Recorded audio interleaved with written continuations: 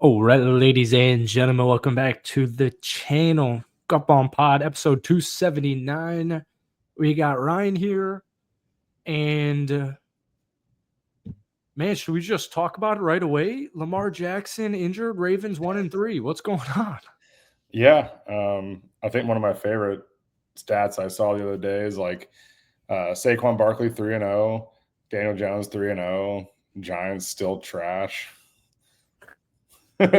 You're okay. You're a week late because I know, Jackson Dart just won. I know. That's why I said trash and not undefeated or defeated still, because I didn't even look at what they did. I'm not the biggest NFL fan, but going off of random NFL commentary, last night's game had to be one of the craziest back and forth, especially in the second half, of any game I've seen in a while. And I will reiterate the fact that I hate they can tie in the NFL. It is so silly. Yeah. That one's tough. It felt like a loss for my Packers, but I have Dakota Prescott and Josh Jacobs in fantasy football, so I honestly it was a good hedge because it's week 4. So I mean, who really cares if they lost? I would be annoyed, but in other news, the Falcons won. Falcons won against Marcus Mariota. I don't think I mentioned this last 2015. week. Yeah, I don't think I mentioned this last week, but I played golf with this guy Sunday morning, and he told me that he picked the Falcons to cover against the Panthers, and I reiterated how bad we were. And I'm not sure I really understood how bad we were until we lost by 30 and did not score against arguably one of the worst franchises in the NFL. Yeah. I don't know how that happens. I didn't watch that. Any highlights? Michael Penix couldn't throw the ball. Go watch the highlights. It is embarrassing. But I think like Bryce Young had like 200 passing yards in that football game too. Like it was just. I'll pull it up right now for sake of argument. Penix, 2 interceptions. Bryce Young threw for 121 yards in that football game, and your Falcons lost 30-0. He is only good against the Atlanta Falcons. Bryce Young. I mean, we're just bad all around, so it doesn't matter. You're not that bad. You're 2-2. You get a bye week. Yeah. I don't like watching dome games, and I don't really like Mercedes-Benz Stadium because it's a little too much. I'm just not a dome guy, but I know you Southerners are. So I think they have their place. I certainly don't think Atlanta is the place that you need a dome. Somewhere like Green Bay would make more sense for having a dome. Yeah. Even like New Orleans has a dome. The Bills should have a dome. How many games are they shoveling snow out of the seats? Well, they're getting a new stadium that's going to eliminate the wind. But yeah, Tampa doesn't have a dome. Miami has an open dome. I don't think they can close Hard Rock, can they? And then Jacksonville doesn't have a dome. Partial. I want to say it's partial. Partial. I hate watching Dolphin games. So, but anyways, all right. That whole Lamar Jackson was a joke that the Ravens are 1-3 because I don't even care about the Ravens. And obviously the Ryder Cup just concluded. I turned off after Shane Lowry made his putt. So it was the final score. I believe 15. 15-13, is that it? Well, and that's the whole problem. If Lowry would have missed that putt, it would have been 14.5, 13.5. And it would have been. Oh, okay, sorry. Yeah, go ahead. It would have been a much bigger conversation on the envelope rule and the point that Victor Hovland split. Yeah. That does not make sense to me. And Keegan Bradley verbalized that pretty clearly. That should, and he will push to change it by the end of the President's Cup for the following year's Ryder Cup. Mm-hmm. I was aware of that rule to a decent degree just because of the Golfballing Instagram's new format of like fun facts.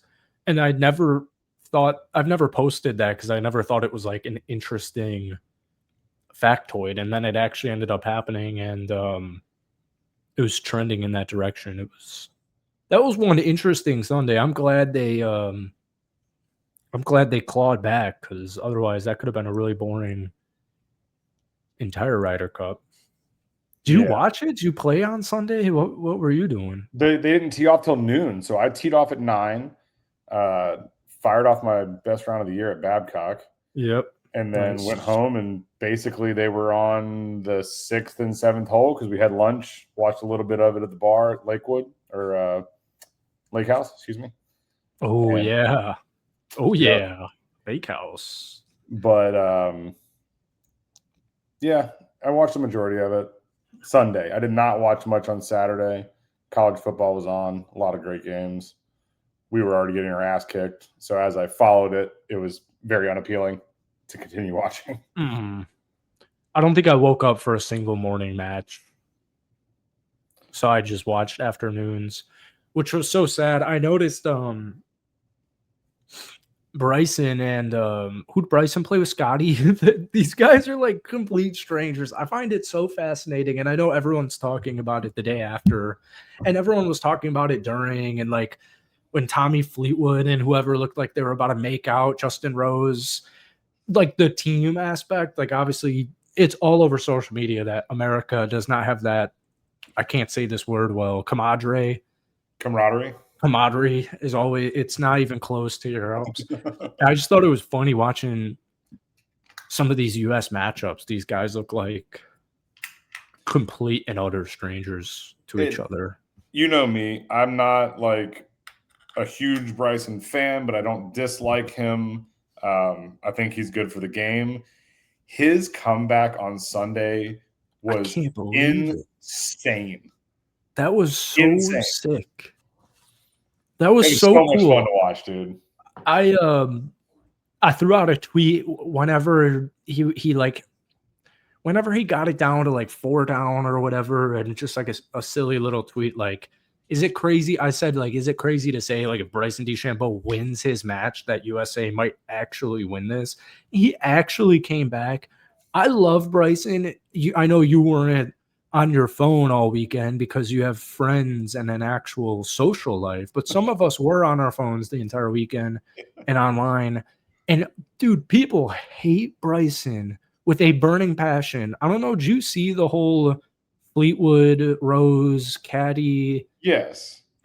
So everybody to do with Bryson. Bryson was defending his caddy. I know. It had everything to do with the caddy. Like, the caddy was in the wrong. Like, if you're not up, get out of the guy's way and let him do his thing. He's about to address the golf ball. I'm on Europe's side in that argument, but I'm also on Bryson's side for defending his caddy who was getting into it. Like, hey, you have a problem, come to me. The same thing happened with Keegan Bradley and was it not Angel Cabrera? What the hell's his name with the long hair? Angel Jimenez, right? You don't remember that whole scuffle? I don't think he has long hair. Years and years ago. Who was it? There's been a lot of scuffles. It was Angel Jimenez. It was Angel Jimenez and Keegan Bradley getting into it. And Angel Jimenez told Keegan's caddy to shut up. And Keegan got in his face in the middle of the fairway. He was like, you don't tell my caddy to shut up. And then after the round, they got into it. The caddy tried to step in. Keegan said, no, like, I'll handle this shit. And spoke to him directly. Kind of the same thing. If you have an issue, don't yell at my caddy. Come to me. Hey, man, it's my turn to putt. Can you get the hell out of the way real quick? I don't think that was maybe the way he said it. I get it, but it wasn't handled great on either side. I'll tell you that. I hate Justin Rose with like a deep burning passion. Me too. That was why it was so great to see Cam Young make that putt. Oh my God, that was so nice. I hate Justin Rose like so much, and I like Europe. I feel like as a kid I used to root for Europe because of Rory, and not even knowing the Ryder Cup, and I was just young. But I don't mind any of the Europeans other than Justin Rose. I hate Justin Rose. I love Ted Scott getting in there, getting in his face.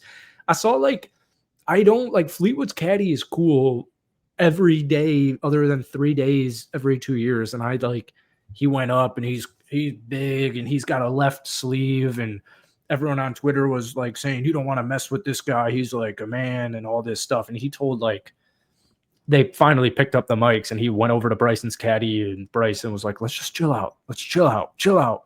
I was like, I was thinking to myself, like, fuck you. Like Speaking fucking of Fleetwood, shut the though, fuck up. I'll like hit you. Like Bryson can literally like he's got some ass. Like let's square down right now. So I looked up if there were ever any like fist fights in the Ryder Cup, and there haven't.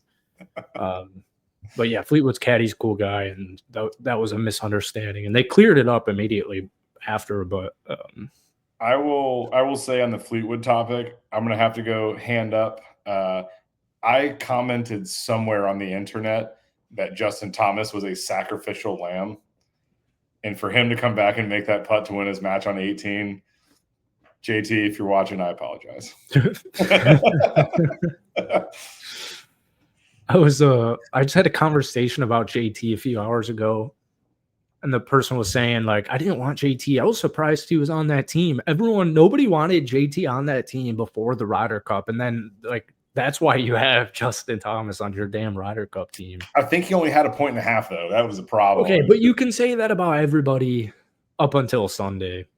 And that's what everyone's saying is like America plays for themselves first and not for the team. And that's why on Sunday they all won their singles matchups. And then in the foursomes and stuff, it was Bryson and Scotty look like they've never like conversed before other than like simple small talk. I also think that there is not a disconnect, but there's certainly more of a camaraderie on the European team, and they probably thought they had it in the bag. America just had to claw back, and as soon as you saw some red on that board, my brother was there. Oh, really? Yeah, on Sunday. Nice. And I could only imagine how loud that place was. Yeah. It had to have made a difference, right? But they go into Sunday with an astronomical lead. What was it, 11.5 to 3.5? It was something I think crazy. So. I think yeah, and then like the Hovland thing, it made it like 12-4, 12-5, whatever it was. Yeah. Yeah, it was a blowout. I saw it. USA got louder as it went on because I noticed whoever Ron played. Damn, I can't remember who Ron played. His standing ovation, it was so loud because I was watching football more so. And his Rom standing ovation was so loud. I tweeted something about it, and someone was like talking about how many Americans probably sold their Sunday tickets. But then at the end, once USA started clawing back, then it started getting louder again. People are up in arms. Tom Watson just apologized for the American fans. Everyone's apologizing to the American fans or to Europe. When in reality, that's just what you get in like a New York sports scene.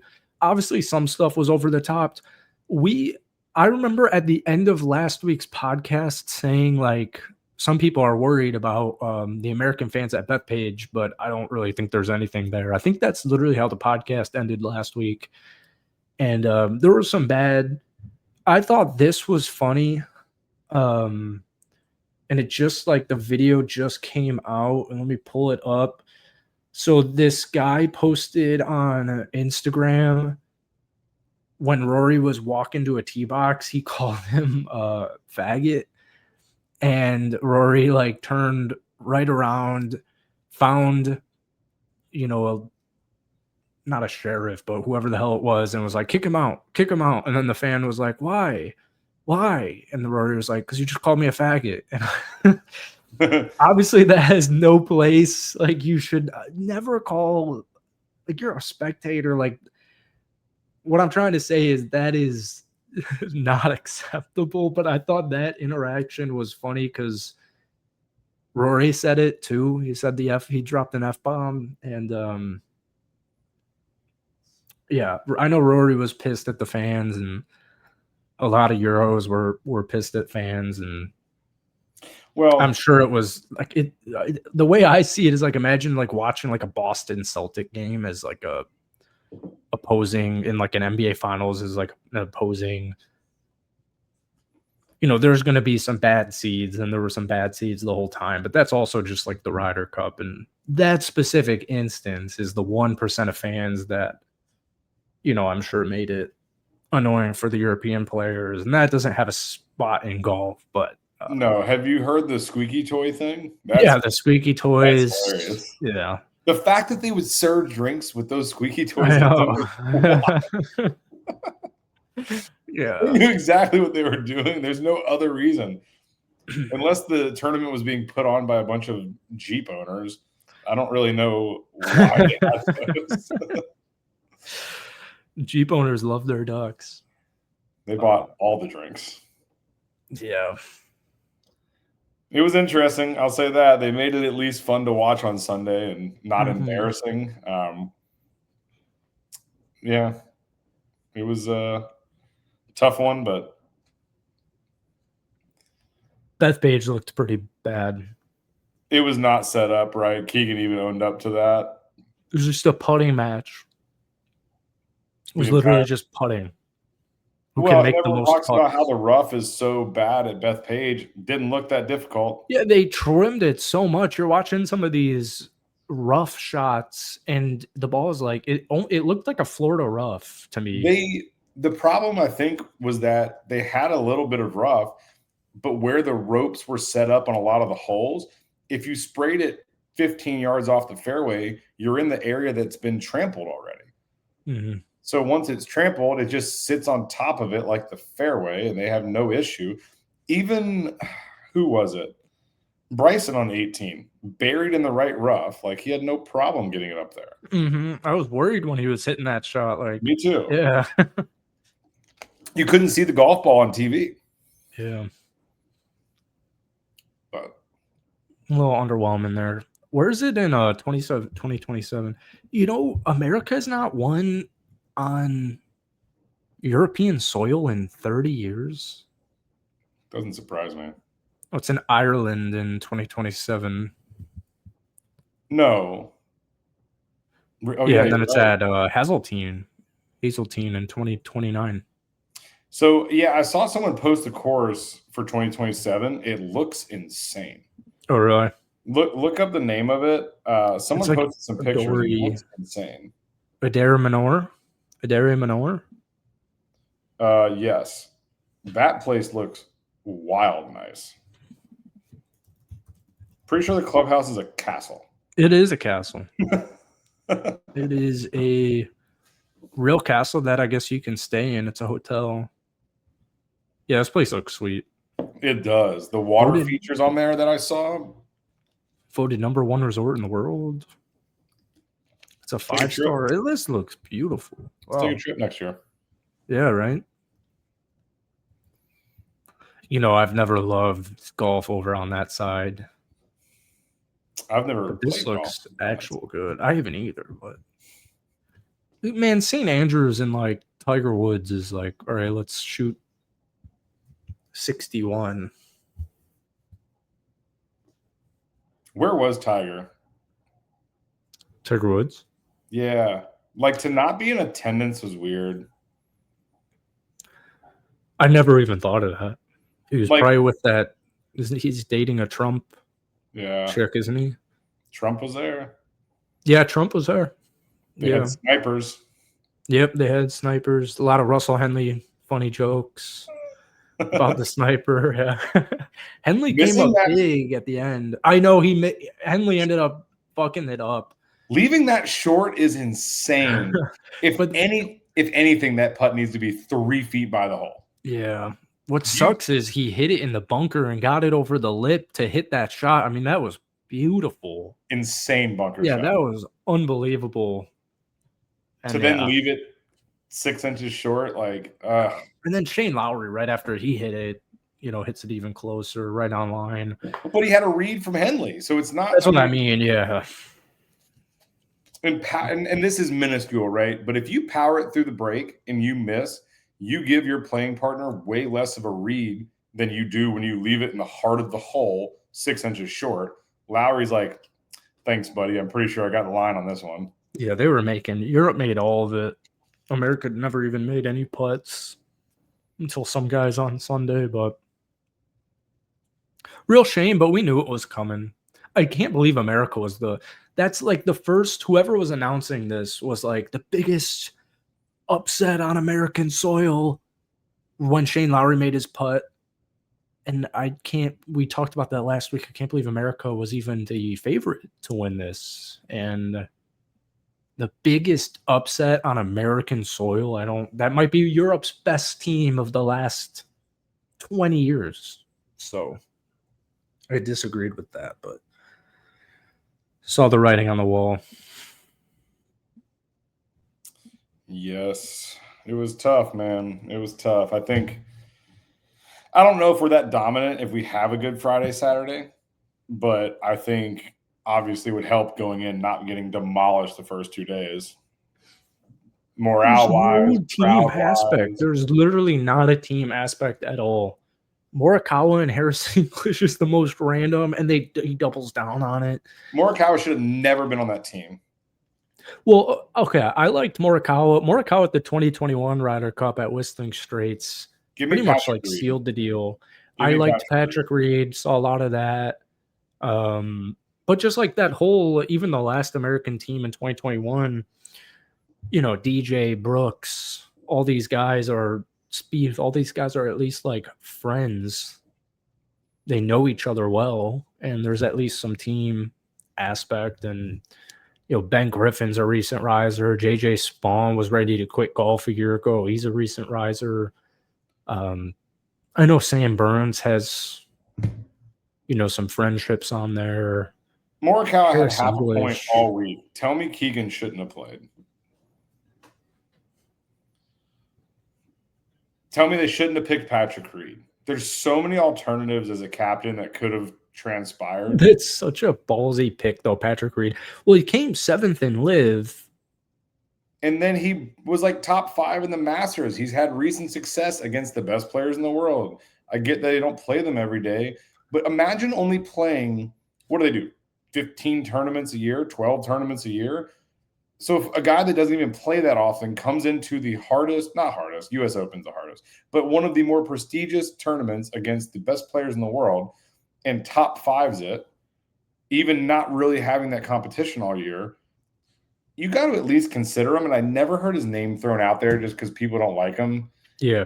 And I get the locker room aspect of it. I said it months ago. I said Kevin Kisner should have been the captain. Keegan should have played. Yep. Like, even like Webb Simpson, some of the assistant coaches were better picks than Keegan Bradley. No, Keegan's recent success warranted him picking himself. He just didn't want to be selfish. He shouldn't have even been. That would be like picking like Justin Rose to be the captain of Europe, and it's like, hold on. I thought you were saying he shouldn't have been on the team playing. I'm like, no, I'm saying like if that's the way I view it, is if Europe picked Justin Rose to be the captain, and it's like, well, hold on, Justin Rose is still playing amazing golf, almost won a couple of majors. I know that's easy to say in hindsight, but Justin Rose has not been losing any steps. Keegan Bradley hasn't been losing any steps.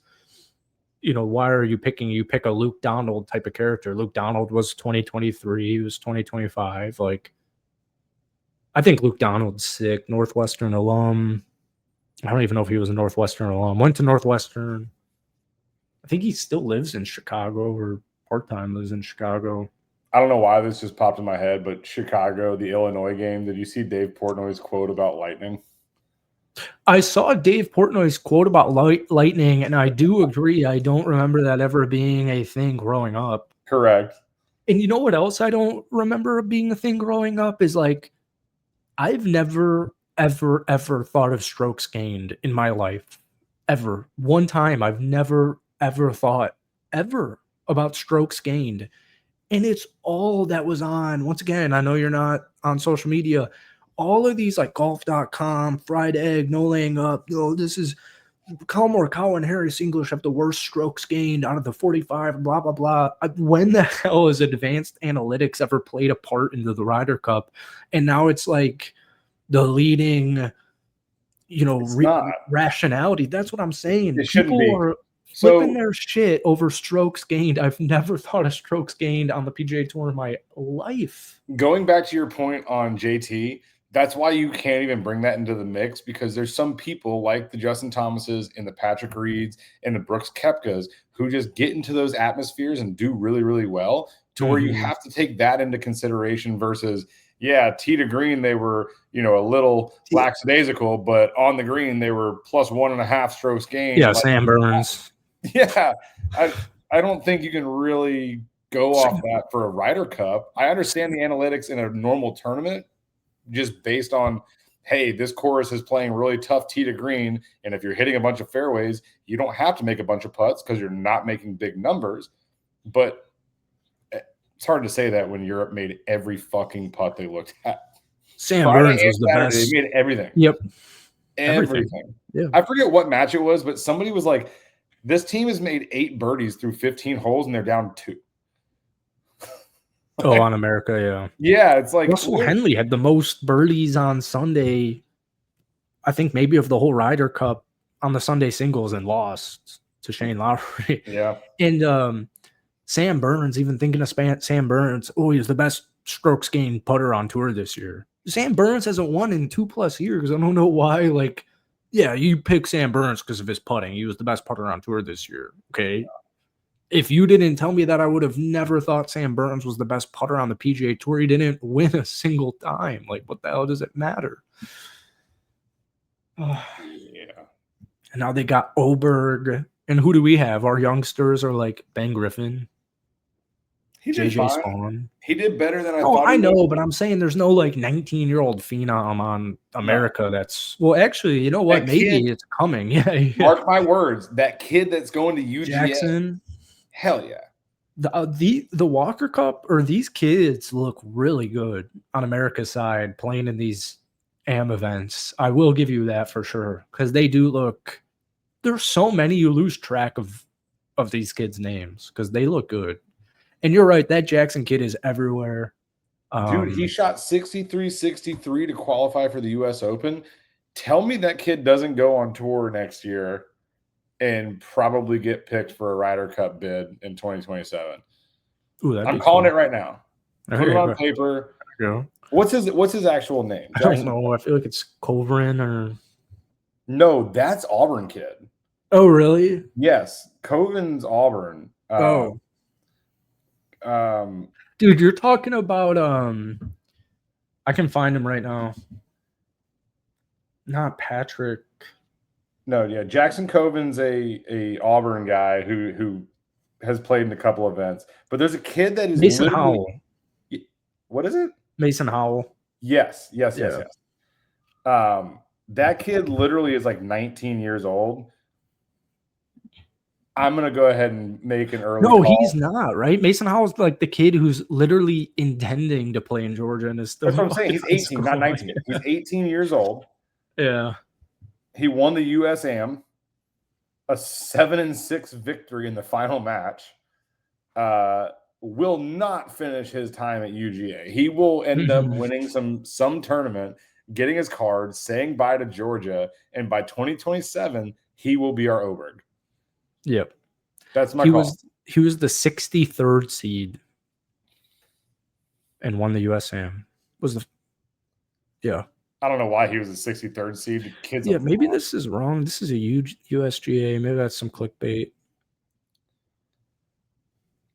Because he's fucking 17. That's when crazy. I saw it was like UGA player shoots 63 to qualify. I looked it up and I'm like, he doesn't even go there yet. UGA commit. Yeah. He actually went to my rival high school, Brookwood, I believe. Well, that's right. Yeah. Yeah. Yeah, that's wild. So we'll get him next year. Damn. Yeah. It's crazy. So who do you got? You want to do Sanderson picks? Yeah, let's see what the hard that's right, folks. The Sanderson Farms Championship. Kevin Yu will be defending his title. Spawns in on Thursday. If anybody listens to this within the next hour after posting it, take Tyreek Hill over everything for $1 million tonight. I've got Tyreek Hill on my fantasy football team. Over 65.5 receiving yards, anytime touchdown, 5.5 receptions, just to the house. You got Waddle coming off like a questionable week. He's going to suit up. But they're playing the Jets on Monday night. This is going to be a high-scoring game with zero defense. You think so? No way. Sure. There's no way this is a high-scoring football game. What's You don't the think over under? I'll both get this. defenses are trash. The over under is 44. I don't think the Jets defense is trash. I mean, I'm a very casual NFL fan, but just from what I've seen, I'm going to go with this is going to be a higher scoring game. While you're at it, take the over 44.5. I might go You're ahead and crazy, dude. Justin Fields. They did put up 32 week 1. The Dolphins. I don't know. I agree with an over on 44, but I do not think it's going to be a high scoring football game. It's in Miami. Tyreek Hill to the moon, dude. I hope so. What was I looking up? Oh, yeah, the odds on this Anderson. Sorry, I got distracted on my Hard Rock bets. I can't believe we're getting back into the tour. Hey. Man, there's nothing good in the upcoming months, but that's fine. Akshay Bhatia plus 1750. I saw a lot that he should have been in. Wait. Plus 17. Akshay Bhatia has the best odds in this field to win. There's nobody playing in this. There's nobody playing. Emilio Grillo, Bo Hostler, Minwoo Lee. Give me Matt Kuchar at plus 4,000. Actually, no. Give me Max Homa at plus 4,000. Give me JT Poston for the win. I'll call it early. Yeah, Max Homa versus JT. We'll go ahead and throw that in. Would love to see Akshay pull it out, but Homa in that field should just win. I know Max Homa? Yeah. He's playing? Plus 4,000. He has twice worse odds than Akshay Bhatia, which is fucking disrespectful to Max Homa. I feel like Homa should have even been in the Ryder Cup over some of these picks. Could have been. Certainly could have been. But everyone disagreed and said he not now. But I will say JJ Spawn came through in the clutch as well. JJ Spawn is a baller, dude. He's through in the clutch. So sick. I love JJ. He just has Spawn, no swag to him. He's got some swag when so goofy.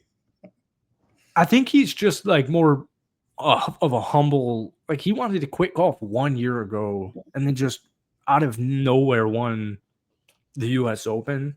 I know. And so I think he needs some more wins to get like some swagger. But I think that's just who he is. But he showed some emotion when he won. He did a great job. I love JJ Spawn. What a beast. Well, that's all I have for the Ryder Cup. You were mad at Rory. Oh, yeah. Completely forgot to touch on that. For whatever reason. I'm not mad at Rory. I just think there's no one else that was as verbally expressive. And I get that he was targeted the whole time. But could you imagine how big of a crybaby he would have been if they lost? He, oh, yeah, that's what you deal with. There's no place in golf. And he just kind of brushed it off. He'd be doing interviews for 2 weeks on how bad the fans were if they lost. And I just know that for a fact. I'm not saying he's a bad guy, but, man. The fans were bad. Take it with a grain of salt, man. Don't react. Like, if you react, it's going to be worse. And what did he do? Continue to react and tell the fans to fuck off and shut the fuck up. And I liked that. I think it fired the fans up even more, and they went after him even more. If he just took it on the chin and didn't react to the fans, it probably wouldn't have been as big of a deal as it was. Well, I think his wife getting a drink. Beer at him, that's outrageous. Yeah, and I get it. It was. I think they were saying the slow mo was somebody hit the guy's hand.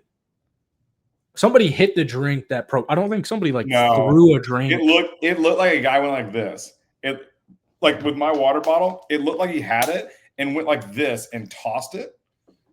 I don't know. Either way, it was completely uncalled for, and it hit his wife right in the hat. It wasn't like it was going to hurt somebody, but it completely unacceptable nonetheless.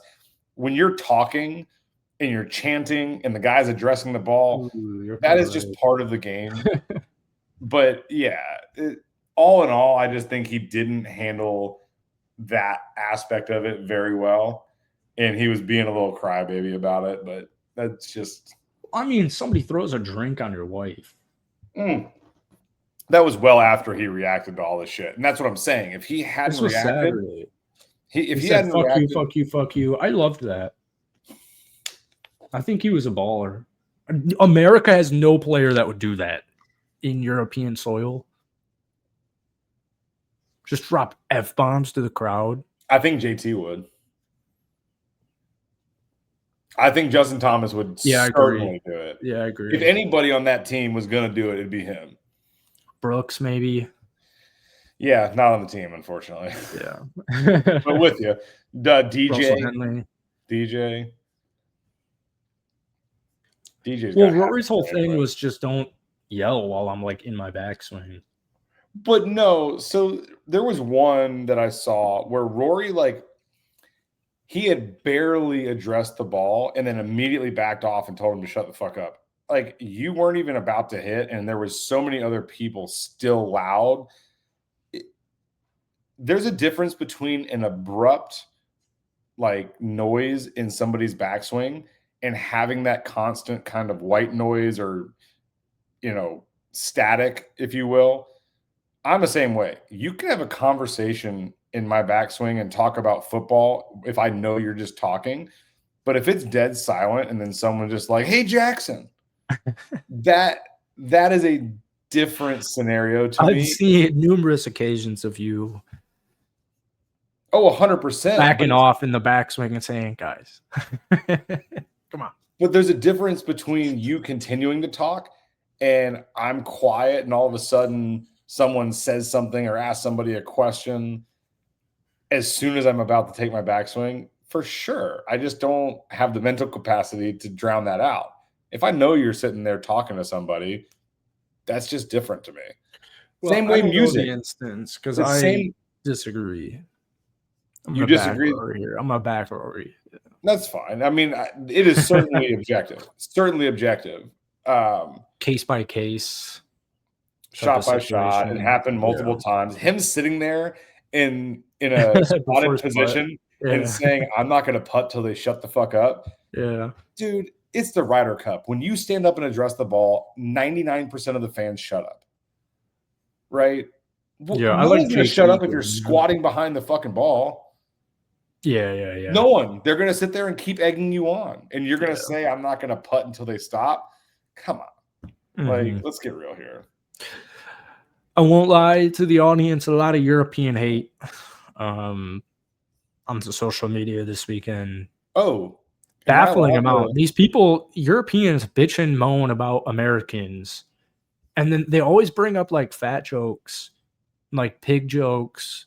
And then they'll like tell you to kill yourself. They'll be like, "You fucking American fat asses. You all deserve to die in rotten fucking hell. I hope you literally die tomorrow. You guys have no respect. I fucking hate you, and you and your whole family should literally go and commit suicide." And they're like so upset about like American respect. Am I allowed? They're like the most outrageous group. I got so much hate this weekend from Europeans being like, "Fucking die." Am I allowed to comment on that account that I told you I was posting on yesterday? What account? Remember on Facebook? Yeah, I was a little confused. Okay, so I'll just say it. Scratch Golf. Oh, yeah. Fuck those guys. What are you talking about? Zyre Golf's the same. It's all Euro stuff. Okay. So this was my issue. Apparently Scratch Golf has the ability to post PGA content. Okay. Mm-hmm. They have Scotty Scheffler swinging. They have Rory swinging. They have, different instances on course of PGA content. Yeah. The entire 2.5 hours that I was watching the back nine, the comeback that was potentially happening was incredible. Scratch Golf does not post one fucking thing about the USA team. As soon as they clinch it, there's 3 posts immediately about Europe, celebrating Shane Lowry in a pub with the cup, like all this shit. And I'm like, wait a second. I don't know if you're just like a communist media company or what, but why was there no post that probably would have done really well of Cam Young making his putt, of JJ Spawn making his putt, of Bryson DeChambeau making his putt to tie the match? all of these crazy things happen on 18. There's no post. And then it's just the European team celebrating and Scratch Golf, like congratulating Rory and the bitches. I'm sorry. That to me is just like, what are you covering?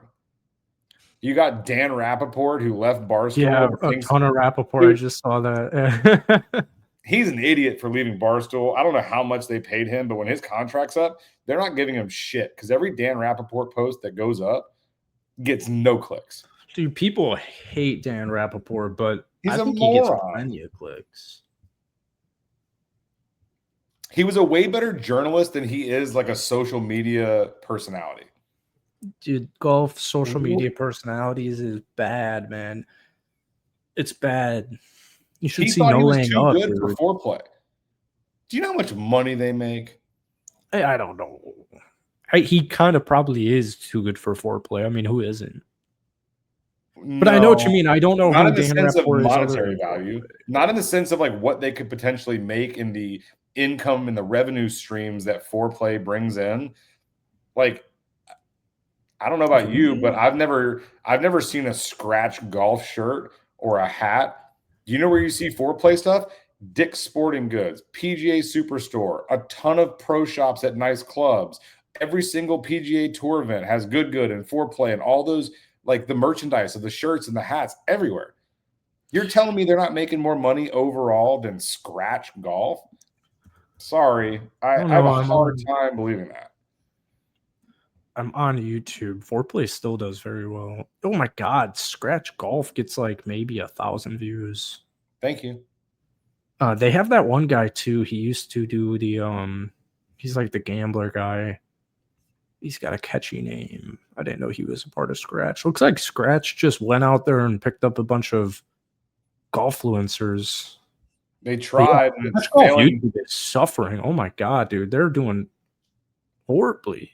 I didn't even have facts to back that up. I was just looking at their Facebook yesterday to give you that comment, and I'm glad you're proving me right because I know that foreplay is probably getting, on average, 500,000 views per video. Yeah.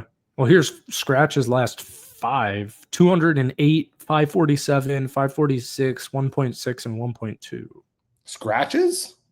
Yeah. No. I'm telling you, it's bad. 45K on Fat Perez versus Dan Rappaport duel. Wait. You just said 1.6 million on Scratch? No, 1.6K, 208 views, 547. Gotcha. I was like, there's no way they had 1.6 million views on any of their videos. No, they're happy. It looks like to get 1K. Dude, yeah.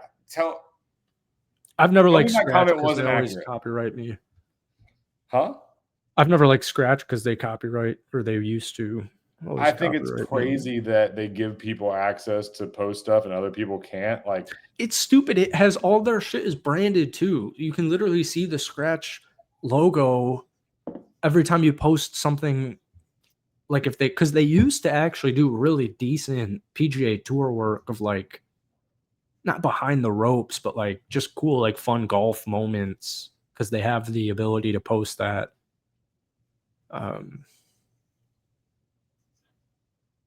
But yeah, it's crazy. It is crazy.